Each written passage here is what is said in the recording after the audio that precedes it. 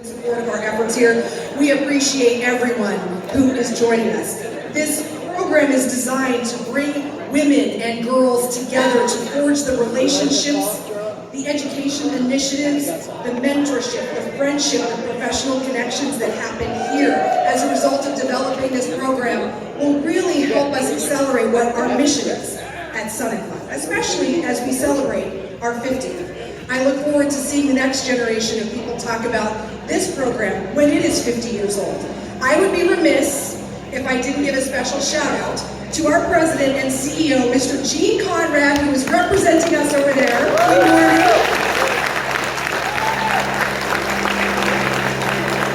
For those of you who are eating, please continue to do so. We understand you may need to get up, get some more coffee, but in the meantime, we will go ahead and start the program. It is my distinct pleasure to introduce you right now to the first active duty Miss America. Please welcome to the stage, Miss Madison Marsh.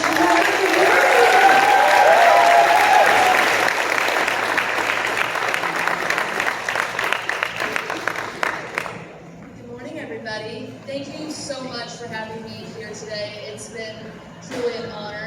This is my very first air show, and it's most likely going to be best. And so I just wanted to talk a little bit today about women, because this is the very first Women Aces Breakfast. And so I think a lot about all the people that I've already gotten to meet this weekend. Everyone has been so phenomenal, so inspiring, so kind, and it reminds me a lot of a very important woman in my life, which was my mom. I lost my mom to pancreatic cancer when I was 17 years old back in 2018. She was only 41, and I think about that entire experience a lot because it had obviously changed my life and changed why I still serve, why I competed in pageants, became Miss America.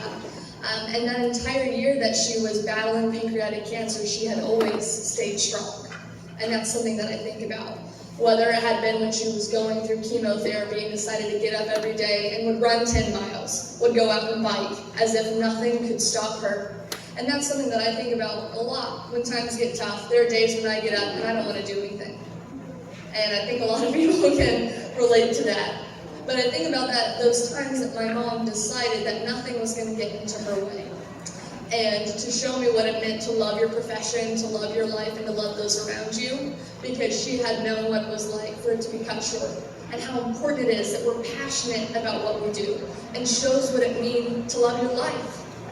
And so she really defined for me what it means to be a woman, and to me that is whatever you define it to be. The only person that gets to define what it means to be a woman is you yourself. And getting to show that every day you can wake up, you can be powerful, you can be inspiring, and you can do whatever you want to do. There's been a lot of people that might have tried to tell me at one point in my life to just pick one thing, pick one profession. And my advice to everyone is to say no to that, because you have to be authentically you, because life is very short, whether you get 40 years like my mom or 100. And every day is important that you do something that you love and lead with passion, and never, ever let anyone stand in your way, never let anyone tell you no, because the only person that gets to define your path and define what you do is you. So live a life that is passionate and filled with love and honors my mom. And I hope you all really enjoy the breakfast today and enjoy the entire show this week. So thank you.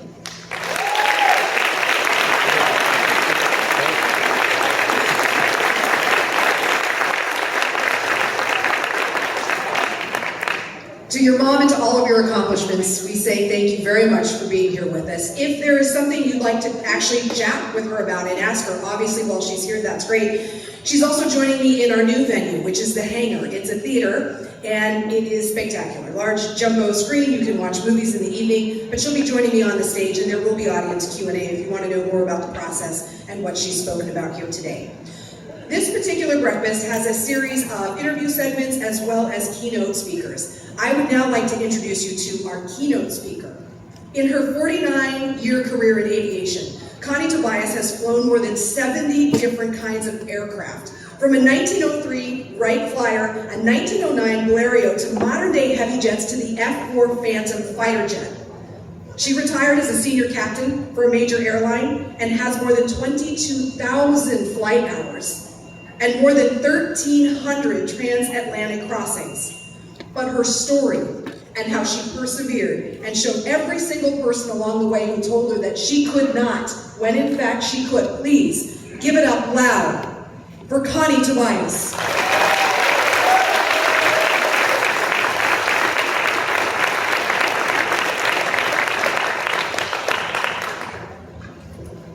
Good morning. Good morning. Oh my goodness, it's early. And yes, my name is Connie Tobias, and after an aviation career that has spanned over decades, I retired as a major airline pilot. I retired as a senior captain. My life as a pilot has been absolutely a blast, and I've enjoyed every moment of it.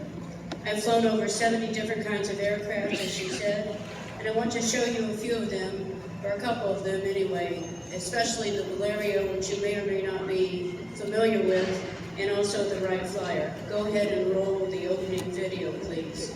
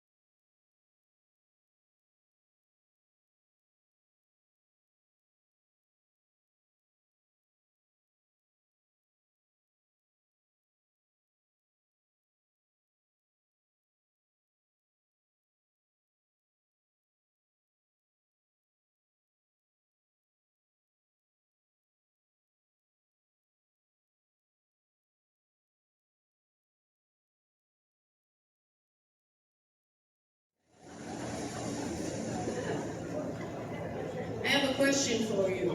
When opportunity knocks, what do you do? When you're faced with choices, do you take the chance? Do you take the chance to mold the opportunity into achievement by doing the hard work? Or do you procrastinate? We all do that from time to time. Do you procrastinate and not take the chance because it's easier to be your comfortable self? Good question. One of the biggest enemies of success is the comfort zone. 80% of the population find reasons not to change for an opportunity, so they can stay in their comfort zone. They find an excuse, any excuse will do, and they look for an easy way out. But opportunities are ours for pursuit. However, it takes more than a captured opportunity to achieve success, and an untapped opportunity is useless. One of my favorite quotes is by the cartoonist Walt Kelly, who stated, just a minute. One of my favorite quotes is by the cartoonist Walt Kelly, who stated, "We are confronted with insurmountable opportunities." Confronted with insurmountable opportunities, I just love that. It makes me smile. When faced with opportunities, it is significant, though, that first of all, you recognize that they are opportunities. Once you accept an opportunity, you then have to do the preparation and hard work, all by pursuing the path of excellence. It's during the process that you learn to thrive, and it's during the process that you learn to become successful. So don't balk at an opportunity, don't procrastinate. Those who are not courageous enough to take the risk involved in opportunity will most likely accomplish nothing. So please, have the daring, the determination, the discipline to achieve great things from opportunities placed in your path. Courage is the key. In my own life, I've had wonderful opportunities, and I can tell you that hard work honestly doesn't feel so much like hard work. Sometimes opportunities came to me when I least expected them. After doing many jobs in aviation, I was finally enjoying flying as an airline pilot, being paid well, traveling, and having many adventures, when all of a sudden the opportunity to fly World War II bomber aircraft popped up. I checked it out. It's a long story, but I did not end up flying the World War II bombers on my days off. I ended up working with and flying the F-4D Phantom fighter jet for the Collins Foundation. What a kick in the seat of the pants that was. What an opportunity. When I first met Bob Collins, the founder of the Collins Foundation, he didn't even say hello to me. He marched right up to me and said, "You look like Harriet Quimby. Will you do historical reenactment of her?" Opportunity knocked, and I said yes. It took me away from the Phantom and put me in the Valerio. My first-person reenactment of Harriet Quimby is about one of the most important women in pioneer aviation history. Her true story shows how powerful a woman can be, how she does it, and the contribution she makes. And I get to make Harriet Quimby's history fun by reenacting her story. I've been doing this for 20 plus years. If you haven't read about Harriet Quimby, do so. She was awesome. Bob Collins also took the time and showed me the Foundation's 1909 wing warping Valerio and asked me to fly it. It was just like the Valerio Harriet flew. So I said yes indeed to this opportunity. It took almost a year of research, investigation, and preparation before I would get to fly this irreplaceable original Valerio. The spin-off of these reenactments was I was able to endow a scholarship for young aviators in Harriet Quimby's name. What an opportunity to give back, an opportunity I may not have had if I wasn't doing the reenactments. In March of 2003, I, as a civilian airline pilot, had volunteered to fly and transport troops and equipment via the Airbus 330-300 during the Iraq War. Each volunteer pilot was being dispatched to a temporary base in Europe. Just prior to being sent on this mission, I reenacted Harriet Quimby for the Women in Aviation Conference in Cincinnati, Ohio. In concurrence, and for the centennial celebration of the Wright brothers' first flight, the 1903 Wright Flyer exact replica, built by the Wright Brothers Airplane Company of Dayton, Ohio, was on display in the same meeting hall as I was with Women in Aviation. Being in Harriet Quimby purple satin flying togs, I was asked to pose for a photo with the Wright Flyer. Opportunity unfolded as I spoke with a builder and a patron. The conversation was about the technical aspects of the Wright Flyer and answering their questions about my flights in the wing warping Valerio. On the spot, they asked me to be a test pilot. Of course, I said yes. And of course, there was an enormous amount of time-consuming preparation, planning, practice, research, study, and teamwork involved in the pursuit of recreating the Wright brothers' historic flights. This led me to be honored and truly humbled to actually make history by becoming the first and only known aviator in the world to fly controlled sustained flight in a 1903 Wright Flyer exact replica and match the distance and time aloft of the Wright brothers' historic first flight. Our sweetest reward was meeting the challenge. The whole team was ecstatic.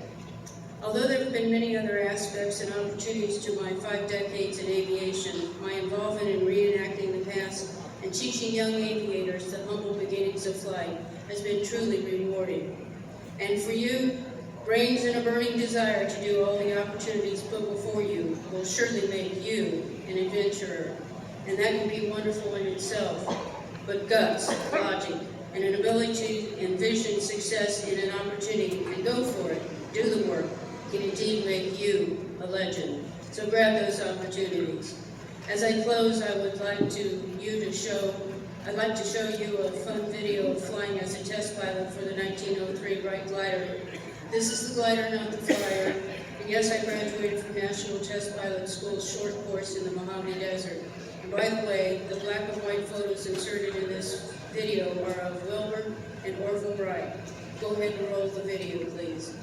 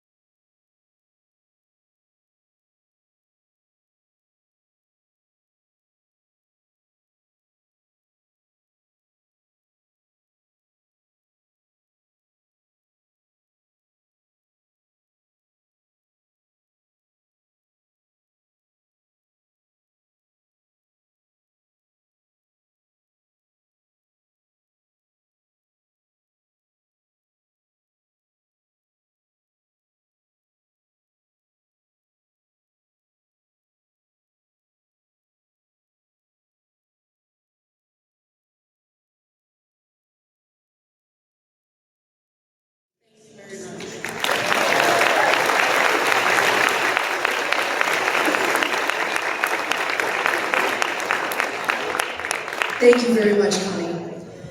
I cannot stress to you enough how important our partnership with Women in Aviation is to what we're trying to do here at Sun and Fun. I attended my first Women in Aviation event ever last year on behalf of Sun and Fun, and it absolutely blew my mind. And the only thing I regret is that I had not attended sooner. I want to introduce you now to a woman who is as well connected as she is wonderful. Kelly Murphy began her aviation career at age 16 as a private pilot. She developed a love of international air shows, among other things, and then with a colleague founded Emerald Media in 1987, which was a women-owned international aviation PR and media relations firm. Now, she is editor-in-chief of WAI's official publications. Kelly Murphy is now doing our next interview segment. Good morning, ladies. Good morning. Welcome to the inaugural Women Aces Breakfast. Women in Aviation International is very proud to be here and partnering with this group. And I am going to have a conversation with Lori Klein, a very distinguished airline captain, many years in the commercial airline service, and really many firsts in her career. Currently, she's a recent retiree from Piedmont, US Airways, American, long-established career, and currently now working with Delta Airlines, recruiting former ATP pilots, professional pilots, and helping them, again, inspire that next generation of pilots. So let's begin with Lori. Really, your career as an airline pilot is very distinguished at a time, really, when there were very few female airline pilots. So tell us maybe a little bit about that journey, what challenges you had to overcome. Well, first of all, I want to make mention that my first Sun and Fun was 37 years ago, and the biggest congregation of women was a tent off the flight line that was doing arts and crafts and gardening tips. So we've come a long way, ladies. This is very exciting. Sun and Fun. But you can imagine being among the first. I wasn't the first, I was the 16th woman that my airline hired. So I was constantly flying with men who had never flown with a woman before in the cockpit, because prior to that, the only female in the cockpit was there to ask for their drink order, and they were called stewardesses and flight attendants. So the challenge of being with people men who didn't know quite how to take us, and you would see them be very kind of bristled and gruff, and you would try and have a conversation. Do you live around here? Yes. Are you married? Yes. Do you have children? Yes. And I'm not proud of this, but I learned that the way to be accepted was maybe I told a dirty joke or I dared to swear, and you would see them visibly go, okay, she's normal. and at the end of the trip, they would be like, oh, I was so dreading this, but this was a wonderful trip, and you're more one of the guys than one of the guys. And so it was different flying with people that just didn't quite know how to take us, but I felt the weight on my shoulders of being those first women and thinking if they had a good experience with me, maybe they would cut some slack to the next gal they flew with. Yeah, that's very insightful. So you must have had mentors along the way. And what did you learn from them? Well, in an era where we were devoid of women airline pilots, I really didn't have mentors. But if a mentor is someone who inspires you, I would say that all the people that stood in my way as impediments or saying that I couldn't do something were my mentors. In college, I knew that I needed to get through school so that I could start building my hours and then go on and get that coveted seniority number at airline, whatever airline that was going to be. And I wanted to take 22 and 23 hours a semester in college, and the professor said, no one can do that. You absolutely cannot do that. I found the dean that agreed to sign an overage every semester as long as I could maintain a 3.5 grade point average. I graduated with a 4-year degree from Indiana State University with a double major. I went there with a private. I left with every rating they had, including my seaplane, my glider, and my rotorcraft, and I graduated cum laude with a 3.56.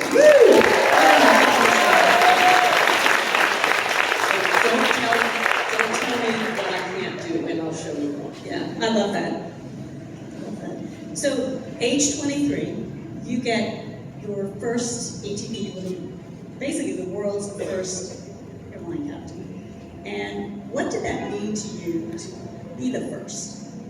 It meant that for a firstborn, type A personality, slightly OCD, overachiever, a little overbearing, just ask my husband, it meant that the sacrifices that I had made were worth it. I just said I went to school at Indiana State. I went to school at the same time Larry Bird was there. And if you don't know Larry Bird was to Indiana what Caitlin Clark is right now to Iowa and the rest of the world. And I did not go to one basketball game because Miss Lori was at the airport morning, noon, and night flying. And so when you made achievements like that that were unique, it was a validation, I guess, that the sacrifices were worth it. Yeah. Now, along your path, you became very involved and passionate about aviation safety. In fact, you worked with NTSB on some accident investigations, and particularly the one on the Hudson River. And I know you had a role in that movie, so why don't you tell us a little bit about that experience? Well, I think safety is everyone's responsibility, and if you're going to be a commercial pilot, if you're going to be a professional pilot, you have an obligation. The traveling public is entrusting their safety in your care, and so you have an obligation to do things in the safest possible manner, to take no unnecessary risks, and to follow whatever the standard operating procedures are for whatever the organization is that you're working for. Because if at any point you have some incident or mishap or God forbid an accident, and you find yourself sitting across the big oak desk with the ashtrays in an inquisition, the noose around your neck is not going to feel very tight if you can say and point to all the things that you did that were according to policy and procedure. And that became very important all through the flying. You wanted to be responsible, and if ever you have to choose two paths to take, choose the one that is the most safe, and you can never be faulted. And that line of thinking led me to be able to do a lot of different things in the flight training department, being elevated to an APD, which is a designee for the FAA to give type ratings, standards captain. And when the accident happened, I was sitting at my kitchen table, and my boss called and said, "We've got an airplane down in the Hudson." I said, "I know, I'm watching on TV." And he says, "We're holding an airplane for you. We need you to be on it, and we're asking, would you be our representative at US Airways for the NTSB investigation?" And of course, I said yes. And so I think a whole path of having a reputation for doing things right and in a safely minded way opens other doors for you. So tell us a little bit about that experience, being involved in the movie and producing it, because I know you were a consultant. Well, I was flying, I was training a new captain out on the line, and my boss again calls me and says, "I know this sounds crazy, but Clint Eastwood wants a picture of you, and we need it by midnight tonight." And I'm like, I'm not here flying. He says, "I don't care, whatever you have to do, get a picture." Warner Brothers wanted to use actors in the making of Sully, and US Airways said, "We don't think that's a good idea because they're not going to act like they really know what they're doing. Why don't you use our own check airmen? They're in the simulator every day, and they're probably going to do it in one take." And so I sent the picture, and Mr. Eastwood chose me and 5 other people to be in the movie. And here we are filming now. And I assumed it's like you see on the movies, scene 4, take 3, action. And we're just kind of sitting there, and there's about 20 people in the simulator. There's a guy on the floor holding a light, there's a guy over here holding a light, and all this going on. Clint Eastwood is sitting right here. And it's quiet, and I looked over my shoulder, and I was like, "Ready, set, go? Is there something?" And I hear him say, "Cut." Now, unbeknownst to me, if they would have just said, "Mr. Eastwood doesn't like to do that because it's like you're shot out of a cannon when we do that. So whenever you're ready, just go ahead and start." So while they were resetting the film, the co-pilot says, "Mr. Eastwood, are you aware that Lori was the NTSB investigator for this accident?" He's like, "Oh, are we doing everything the way you did it?" And I had to explain, for fear of losing my own scenes, my scenes were to land and crash in Teterboro. And we never did that with the NTSB because we knew that it was so remote, there was no way they would ever go there. So we only ever just practiced going back to the runways in LaGuardia. But he wanted me to be in it, and by gosh, when we premiere night, he found me on the red carpet, he shaking my hand, "You're gonna love it, I got you 2 scenes, I think it's great, it turned out great." it turned out okay. But I was really impressed with his ability to capture that. And he told us again while we were resetting some film, the reason he wanted to do Sully was because he was in the Army and wasn't on furlough over the weekend, seating back to base, and their airplane went down in the Pacific. And he knew what it was like to go down. He knew what it was like to tread water and be rescued, and he thought he could put those feelings and capture that emotion on film. And I think he did a pretty good job. Yeah, it's interesting to hear that about your experience there. So now I'm going to turn to books, because that's another passion, of course, of Lori's. You authored a book about Ladybirds 1 and Ladybirds 2. So tell us kind of what stories you were trying to share in those books. Well, it's kind of trivial, the motivation that I had to do it as opposed to how it ended up, and I'll explain by telling you Henry Holden was an author, and he contacted me. Don't even know how he got my number, but he said, hey, I'd like to write this book on momentous women in aviation, and I would really like your help. And I told him I would think about it, which meant I would think about a really good reason why I had no time to do that. And the next day, I flew a trip from Charlotte to Charleston, West Virginia. And as the passengers were loading on in Charleston, this little girl, about 7 or 8, came in with her dad, wanted to see the cockpit, and like every 7 or 8-year-old looking in the cockpit with all the bells and the whistles and the dials and the gauges, she looked up and in her best southern drawl, and I married a man that says ain't y'all and everything, so don't judge. She says, oh, Daddy, I want to be a pilot when I grow up. And he patted her on the top of the head and says, oh, no, darling, you could never do this. And I'm like, what am I, chopped liver? So naturally, I put her in the seat, and I had her, they took pictures. But the whole way back to Charlotte, I thought to myself, now here's a girl who has already expressed an interest, but she's not going to get encouragement from home. You already heard what her dad said.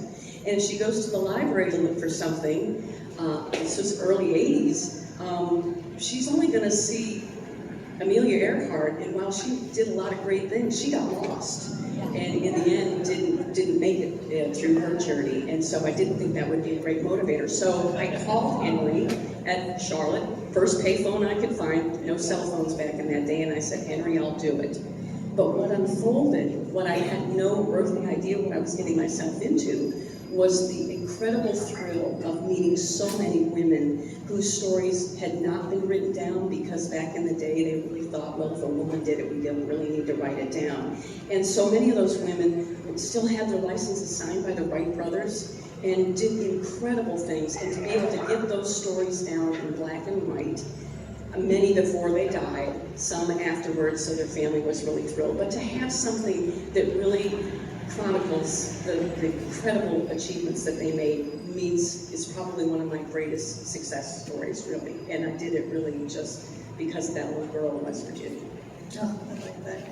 So I know you're very passionate about getting the next generation of female aviators involved. So maybe what advice do you have for them as they kind of chart their course going forward? Absolutely, and I think it's important, if you're on a path, to realize that no two pilots take the same path to get to where you're going.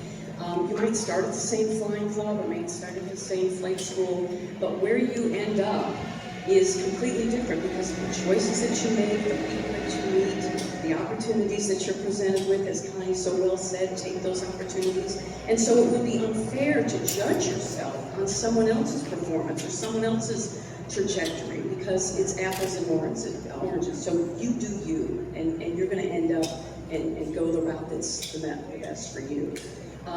The second thing I would say is, if you're a woman in this business, in 40 years, it's sad to report that the needle of the percentage of women airline pilot population has really not varied very much in my 40 years, somewhere between 3 and 8%.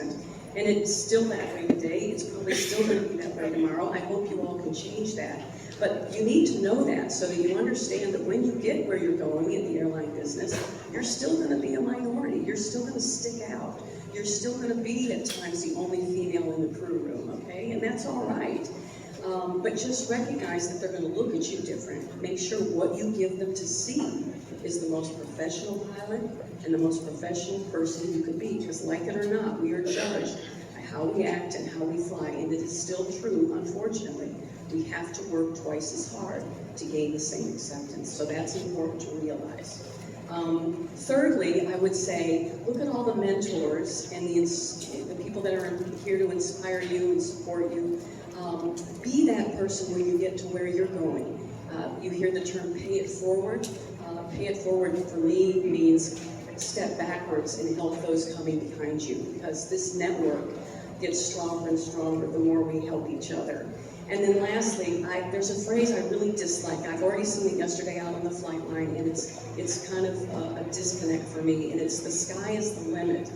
The sky is not the limit. The sky is limitless for you. You all can do anything you want to do. If you can dream it, you can do it. And if you don't see it, make it up, because you literally have the power to do anything you want to do. So well said. So let's remember that the sky is limitless. We thank you, Lori, for your time, sharing your thoughts with us, and welcome everybody again to Women Aces. Thanks for being here.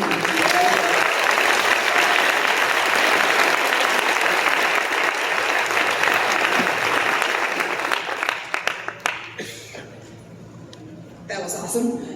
We have the briefest of stage changes while we get set up for a brief interview panel that I will be conducting. So we're going to go ahead and let those folks get started. Perhaps we maybe have some music or something we can play while they reset the stage with some additional chairs, and we will be back hopefully in just a matter of a minute or two. After the presentation concludes here, for those of you who have any questions, so that way we can continue with our amazing panelists here. So to get everyone's attention in the back of the room, please give a big round of applause for our friends from Lift Academy and Republic Airways. A big round of applause,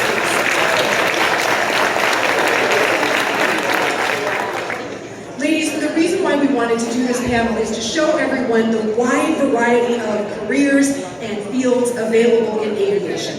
You know, Sun and Fun has an education mission, and the more people understand about what's available to them, again, the sky becomes limitless. So let's go ahead and start right now with Shelby, and we'll work our way down in order. Tell me a little bit about what you do. We'll start with you, Shelby. Hi, good morning. My name is Shelby Say, and I am an aircraft dispatcher at Republic Airways. So I do a lot of the pre-flight planning and flight following for our schedule. All right, Haley, how about you? Hi, so my name is Haley Myers. I am the Senior Manager of SMS, IEP, and Regulatory Compliance at Republic. Don't worry, there won't be a quiz on that later. My team and I handle our safety management system. We handle our internal evaluations program, where we essentially evaluate the company internally to ensure that we're not only meeting federal regulation, but that we're meeting our own internal policy and procedure as well, which is just as, if not more important sometimes. In addition to that, my team handles aircraft damage investigations, as well as tracking down the finance piece of that, because aircraft are very expensive. And we also handle OSHA and environmental compliance in addition to that, because we have a lot of maintenance hangars and we do a lot of stuff that requires safety, not just in the air, but on the ground as well. So my team handles that as well. I will be asking all of you about either what's the most rewarding or coolest part about your job, to give you an opportunity to think on that. But while we work our way down the line, Sarah, tell me a little bit about what you do. Good morning, I'm Sarah Hayward, and I'm the Chief Flight Instructor for Lift Academy of Republic Airways. So I manage a team of about 115 instructors across 3 different bases, and so my daily life is walking alongside of our instructors and leading them, as well as curriculum development, standard operating procedures development, flying. So I spend some time in the air and some time on the ground, a nice mix. Yeah. Tiffany? Hi, I'm Tiffany Logan. I'm an aircraft mechanic for Republic in Indianapolis. I'm actually a lead technician now.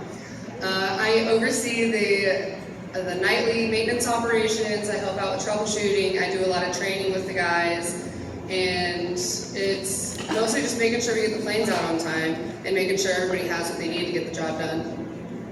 And Alicia, hi. Hi, my name is Alicia Garcia, and I am a Senior Reliability Analyst for our Engineering Department, which means I help keep our airplanes reliable. So I look at patterns that we see in our aircraft and help write maintenance tasks. That way we can keep our aircraft safe.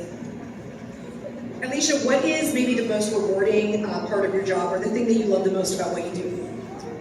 I would say I really enjoy seeing our aircraft being being fixed on time, especially when I've helped write that job card and have helped facilitate that so that our aircraft are safe. Nobody wants an airplane that's breaking. So that in itself is rewarding. Shelby, what about you? What's the most rewarding part of your job? Most rewarding part of my job is working with the pilots and helping them, especially when you're dealing with the bad weather days, helping them round around weather. If there is anything the pilot needs, just helping them complete their flight safely. Are you going to be around on Thursday? We could use you. We need you here Thursday, please. Haley, go ahead and tell me what you think. In all honesty, my favorite part is managing a team. Regulatory compliance is not the most exciting thing in the world all the time. And sometimes you have to give people bad news. And so fostering a team environment where they can be excited about what they do and have a little peace of mind that they're supported is my favorite, most rewarding part. Tiffany, what about you? The two most rewarding parts of my job would probably be teaching somebody and watching them actually get to the point where they have the knowledge and confidence to be able to do a larger task on their own. I feel like that's just amazing to see, because when you first get certified and you go to work on a plane for the first time, it's a little overwhelming. Like, I'm in charge of that aircraft that is very expensive. And so when I'm able to encourage them to have the knowledge and confidence, it's really rewarding. And also, I have had the privilege to actually do the first flight on a plane that I have fixed on a plane that's out of state.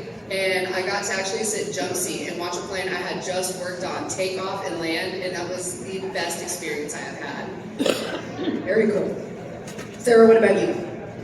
For me, the progression from student to airline pilot is amazing to see, right? We're an accelerated program, so in the course of a couple of years, you see somebody come in who's never flown a plane before, and then to see their skills develop and see them turn into a confident pilot and become an instructor and really work on their skills there, and then turn around and go to the airline is really amazing that people make that journey so proficiently and efficiently. So that's why my part is seeing the success there is really rewarding. My last question for you is, what advice would you give to someone who is interested in pursuing a career in aviation in your respective field or otherwise? What is the starting point, or any advice that you could give? Shelby, we'll start with you and we'll work our way down the line. I would say my best advice is to never stop learning. If you feel like you've learned it all, you definitely have not. So always continue to seek knowledge and mentorship, and just never stop growing in the knowledge in your field. Haley. My advice is that there's a lot of opportunities in aviation outside of, we see a lot of pilots here, and that's amazing, and that's what I went to school to do, but I ended up in safety, and that's a really great role and position for me, and I think just keep your eyes open and look for things that fit what you want to do. It's not just being a pilot, there's so many opportunities in aviation, and things that I didn't even know about until after I started my job at Republic Airways. We have people at our company from finance to talent acquisition to safety roles to engineers, like what Alicia does, and there's so much that you can do. And so if you're thinking, well, maybe pilot's not for me, there's so many opportunities out there, so keep on pushing and keep on looking for what's right for you. Well, and to your point, Haley, I'm seeing with a lot of our United States Air Force members who are here, a lot of different roles, right? It's not just when you think of the Air Force, if the first thing that comes to your mind, because you're not familiar, is, oh, well, you're a pilot. Well, no, it is truly a village in this capacity. And so that, even public affairs, it is a remarkable, there's every single job in our aviation industry available to you. Let's go ahead and move on down the line to Sarah. And I can kind of piggyback off of what you're saying. Don't be afraid to take those opportunities, even if they are different or they come, later on, follow your passion. I was straight from the airline and then realized how much I really love the training environment and stuck around in it. So sometimes you don't know what opportunities that you're going to find. So don't be afraid to switch that path or, to change your career. If you're passionate about something and you want to get in the plane and you've never done it, go for it. Make sure that what you're doing is what you want to be doing. I love my job, and I'm glad that I changed my path the way I did, because it led me to something greater for me. Did you mention it was a zoology degree, wasn't it? Is that what you? Yes, I went to Auburn, War Eagle, and then was pre-vet, and then was like, let me spend more money and go to flight school. Here we are.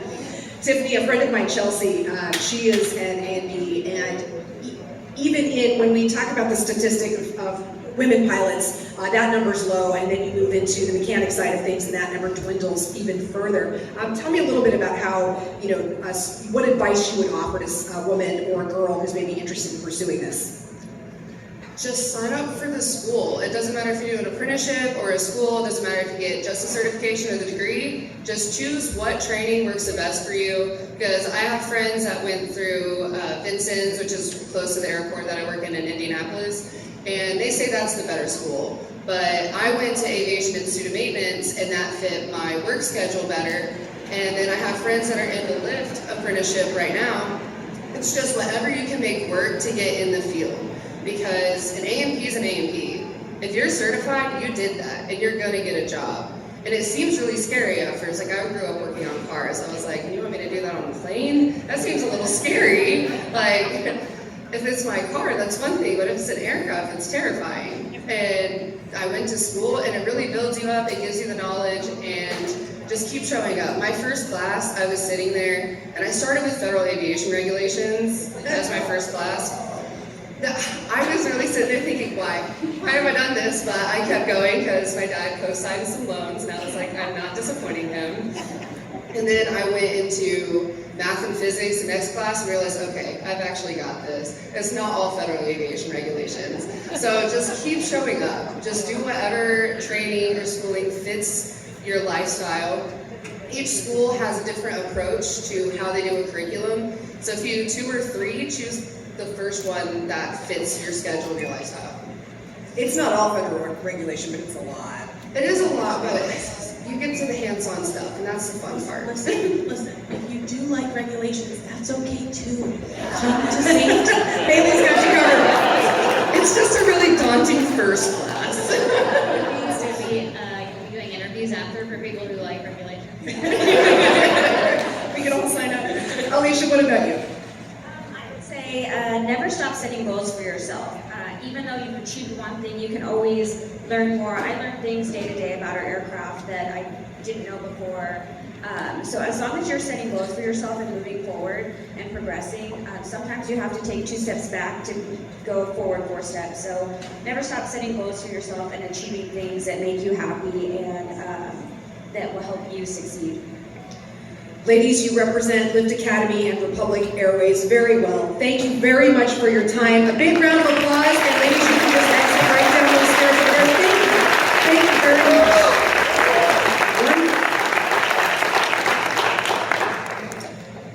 much. We're now going to move into our scholarship portion, and that is right before we conclude. And I'm very excited about this. Right now, we are going to talk about the Donna Lee Natras Scholarship, awarded by Donna's family. So I would like to invite to the stage Barbara Blue. Come on up with her whole family. It's the entourage for you, Barbara. She is Donna's sister, and she is here to present the scholarship award. We have two awards.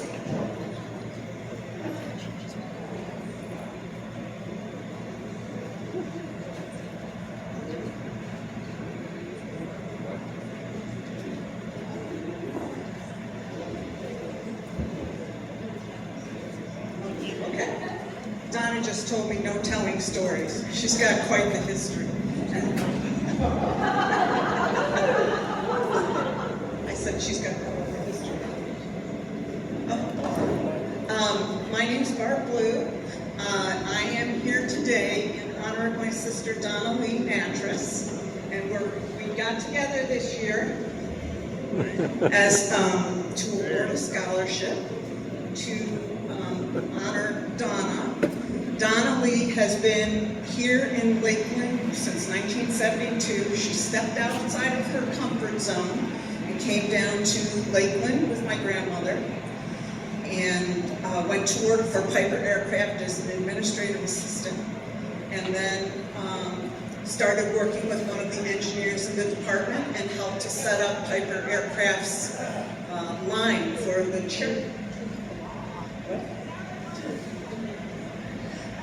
Navajo. And so this year, we all got together. Donna recently lost her husband last spring after Sun and Fun. And we also lost our older brother in October of this year. And Donna has, and so going to Stephen's service, my brother's service, he was very passionate about film and education. And so Donna has been in aircraft. My parents were ahead of their time. My father, all my brothers and sisters, my twin brother is at the table. He didn't want to come up with all the girls.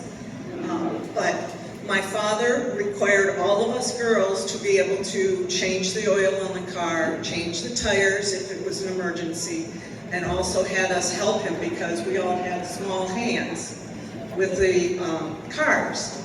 And then my father also took us to Watkins Glen Racetrack and had us time and do all kinds of things around the race cars. So we loved the sounds of the engines. And then when Donna came down here to Piper, she started attending, she first attended her hootenanny, which Sun and Fun was based off of, and has grown.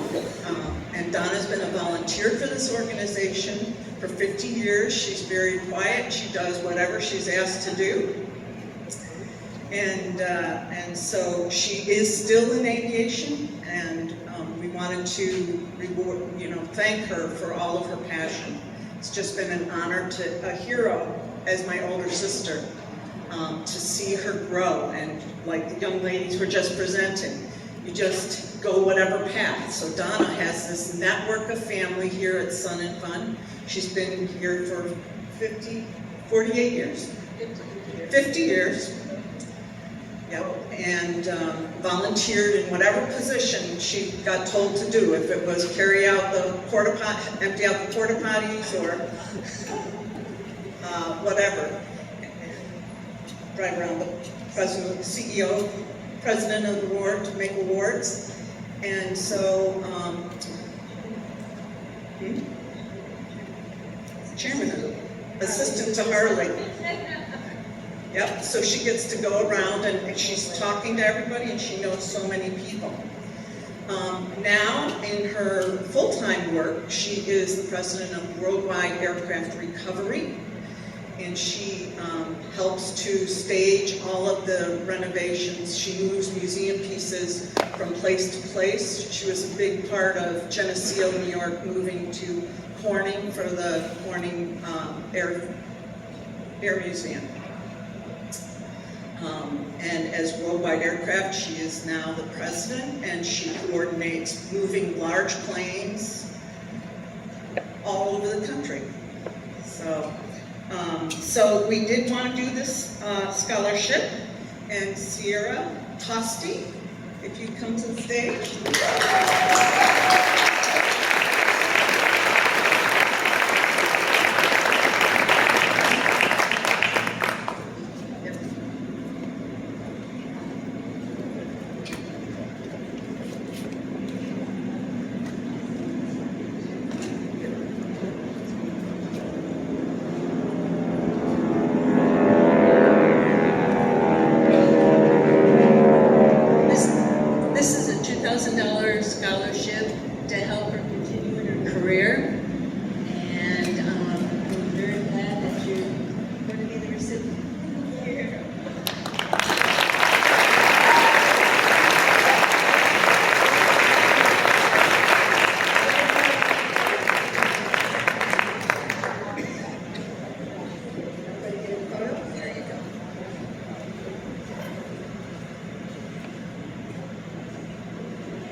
Thank you very much, and congratulations to you. A big round of applause, please.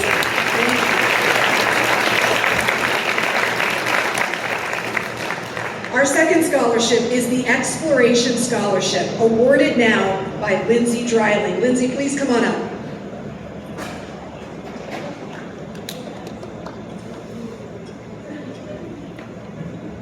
Hey, good morning, everyone. So I just want to highlight some of the things that were already mentioned today that embody this scholarship and what it means to have an exploration scholarship. And so we heard from Lieutenant Marsh, not having to pick one thing. Yes, that's absolutely what this scholarship is about. Knowing that you can pursue many opportunities. We heard from Connie, don't let people tell me what I can do, Lori had mentioned, and your network gets stronger with the more help we help each other. And then being able to hear the panel talk a little bit about seeking knowledge and seeking mentorship and not being afraid to design your own path in this field. My husband and I'm going to shout out to my husband Kenton, we love aviation, and what I have found is, just as we heard today, you don't have to pick just one thing. My traditional background in education is in crewed aviation. I studied to be a pilot and studied business in undergraduate school. But my path led me on the path to advanced air mobility and drones. And so that's what we're doing now. My husband's an engineer by trade, but he's done so many other things, and his path led him into aviation as well. So now we both are serving in aviation. And also running our own business, so starting the entrepreneurship field. So I just like, by a show of hands in the crowd, how many of you do more than one thing in aviation? You're a pilot, you're a maintainer, you're an engineer, you're marketing. Most of the crowd, right? This is so interesting to hear, because when people first meet you, they say, what do you do in aviation? And I find myself pausing, because I don't know if I'm supposed to pick a category. Okay, I'm a pilot. Okay, I'm an entrepreneur. Okay, I'm this. And I really want to just say, I'm an aviation driver. I feel like this crowd is full of aviation drivers, and that's what this scholarship is about. Being able to get people into aviation and say, it's okay. If you don't know exactly what you want to be in aviation, just as we heard the panel say, sometimes you don't know until you start a job what other possibilities exist within that. And so no matter what your training is, being able to know that whether you're a pilot, an engineer, and a maintainer, that we are going to equip ourselves with the knowledge to be able to explore aviation. And so as we look towards this future talent pipeline, as we start to get into advanced air mobility and explore these spaces, what I have found in this talent is that we're looking for people with transferable skills, right? We've said that term before, but really being able to capture that now. As you start, pre-flighting aircraft, you're going to have to know how those operations work. Have to have an idea of what the design means. Have to have an idea of maintaining. You may not be an expert in all those fields, but being able to say, okay, I understand it and I grasp the broader picture of aviation. So this scholarship, again, is just to help get started. So if I could have Ashley Driscoll make her way up here, and she embodies this scholarship.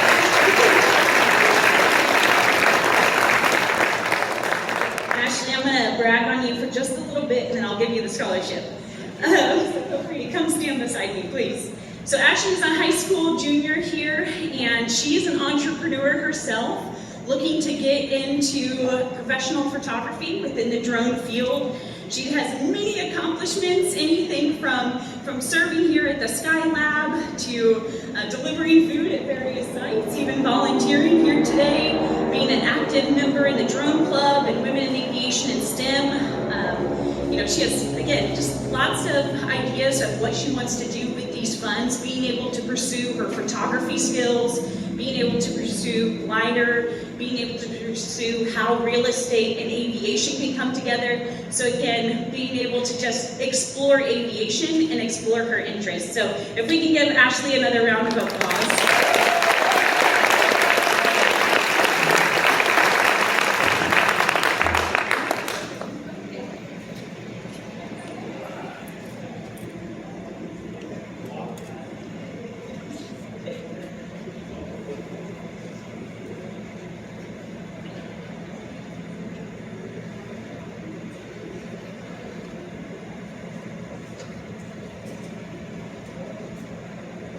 Come on.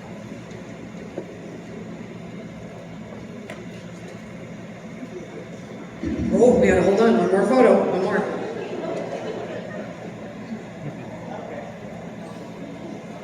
Congratulations.